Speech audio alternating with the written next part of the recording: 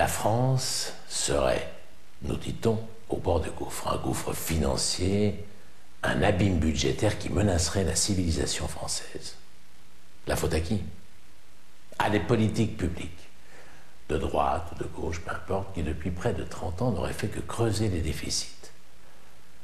La dette qui monte, le PIB qui descend et la croissance. Bref, il va falloir sérieusement envisager de se remonter les manches et de se serrer la ceinture. D'autant qu'avec les capitaux qui fuient, les entreprises qui délocalisent, le pouvoir d'achat qui s'amenuise, stop, arrêtez le massacre. Parce que d'un autre côté, on pourrait dire que la France est riche, très riche. C'est tout de même la 5e puissance économique mondiale, championne dans l'automobile, le luxe, le tourisme. Et puis vous ne m'enlèverez pas de l'idée qu'un beau pays comme ça, avec ses plages, ses monuments, ses industries, ça vaut encore quelque chose. D'ailleurs, tenez, je vous le demande. La France, combien ça vaut? Ô douce France, cher pays de mon enfance. La France accorde un sommeil profond et léthargique. C'est ça la France. Il y a du soleil sur la France. À la ruineuse inflation. Regarde un peu la France, c'est magnifique, non, toute cette torpeur. Or, moi, je suis le garant de l'indépendance nationale. C'est ça la France. La qualité, pas seulement la quantité. Être né sous le signe de l'Hexagone. Et tout ça, ça fait d'excellents Français. Tout ça, qu'est-ce que je vous dis? C'est à cause de la recrudescence. Tout le monde fait qu'est-ce qu'il y a? Elle est belle la France. Mais la France est aussi un pays où il y a quand même pas 50 millions d'abrutis.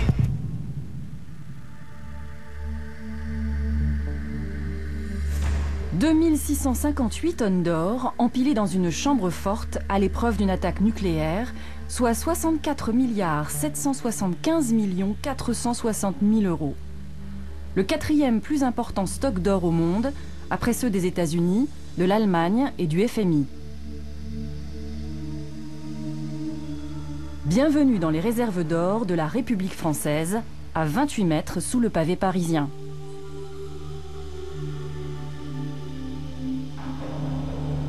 En surface, pourtant, la richesse n'est pas toujours aussi flagrante. Comment expliquer ce décalage?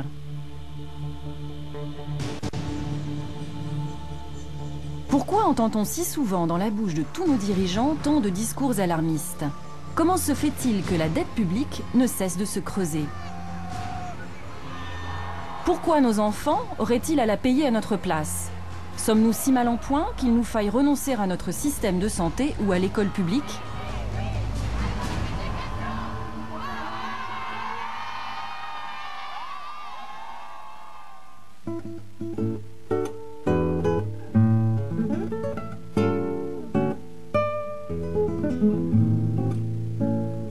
D'autant que la France ne manque pas d'atouts.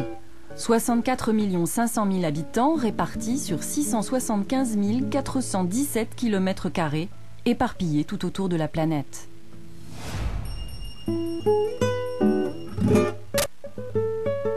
Plus grand pays de l'Union européenne de par son territoire, bénéficiant d'un climat tempéré, 5e puissance économique mondiale, 2e exportateur agricole, première destination touristique, a priori tout va bien, merci.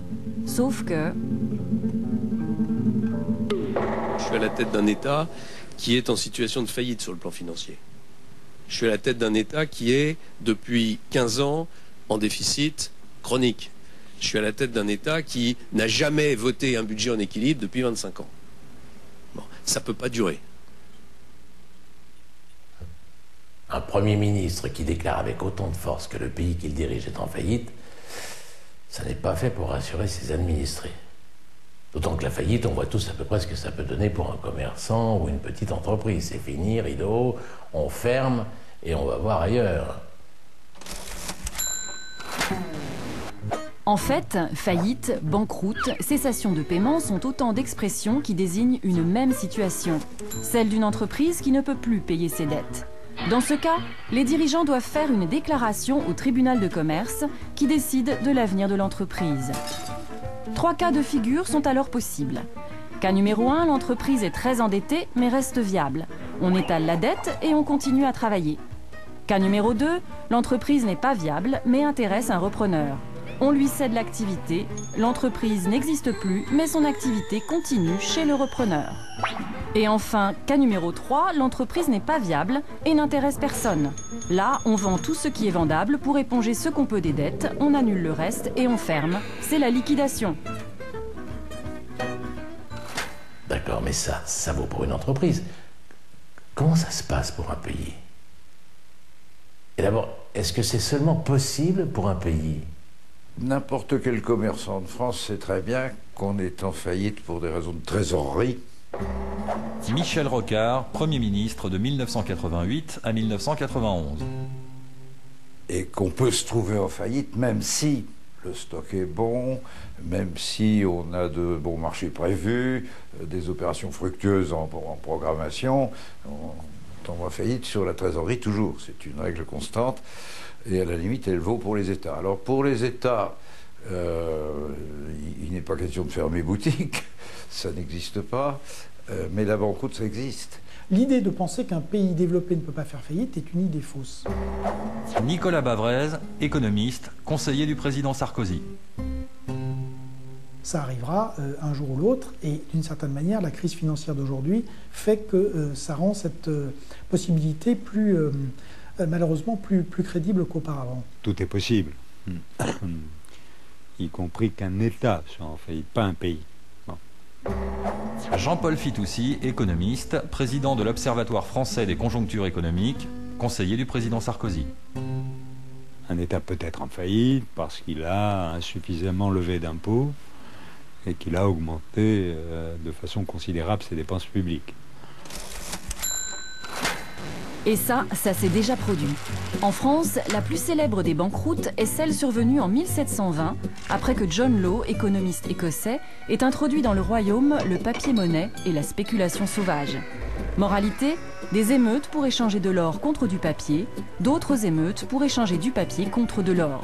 Beaucoup de Français ruinés, quelques-uns considérablement enrichis, et pour l'État, une partie de sa dette effacée. D'accord, mais depuis 1720, il s'est quand même passé 2 ou 3 choses. Le monde a légèrement évolué. Comment ça se passerait aujourd'hui? Le fait qu'un État ne puisse plus payer ses dettes veut dire que soit l'étranger, soit des institutions internationales, il y en a même une qui est spécialisée dans ce travail, qui s'appelle le Fonds monétaire international, prend le pouvoir chez lui et se met à commander des économies à tout prix, des arrêts de dépenses même utiles, voire nécessaires, et une remise en route, etc. Bon. Vous en avez un exemple pratique qui est l'Argentine en 2000-2001. La conséquence pratique, c'est l'effondrement du système bancaire, l'effondrement de toutes les transactions, 40% de la classe moyenne qui bascule dans la pauvreté et une chute du niveau de vie d'à peu près la moitié. Donc une banqueroute d'État, c'est ça. L'Argentine, le pays le plus développé d'Amérique latine selon les Nations Unies. Celui en tout cas dont les standards de niveau de vie se rapprochent le plus des nôtres. Dans les années 90, les Argentins pensent avoir découvert la recette de la prospérité économique, privatiser, privatiser, privatiser. Et de fait, ça marche. Mais en 98, le mythe s'effondre. 90% des entreprises du pays appartiennent à des investisseurs étrangers. Le chômage touche 23% de la population, dont plus de la moitié vit au-dessous du seuil de pauvreté. La faillite semble inévitable. En 2000, le Fonds monétaire international est obligé d'intervenir et exige que le pays ramène ses déficits à 0. Moins d'impôts, moins de services publics et toujours plus de privatisation. Moralité, l'État, dépouillé de toutes ses ressources, ne peut plus endiguer sa dette. Et l'Argentine, citée en exemple au début des années 90, est confrontée à des émeutes de la faim au seuil des années 2000. L'Argentine, au début des années 90, affichait une croissance en hausse constante si on se référait à son PIB. Joseph Stiglitz, prix Nobel d'économie, président de la commission de mesure de la performance économique et du progrès social. Mais en tant que chef économiste de la Banque mondiale, je pouvais constater que ça ne traduisait pas la réalité. Parce que les statistiques officielles disaient croissance, mais le pays empruntait aussi. Il vendait les entreprises publiques sans réinvestir les profits. Il les dilapidait. Il empruntait à l'étranger pour financer une bulle de consommation. Ce n'était clairement pas tenable. Et ça n'a pas tenu. Tout de même, on n'en est quand même pas là. Bon, d'accord, on dépense beaucoup, trop peut-être.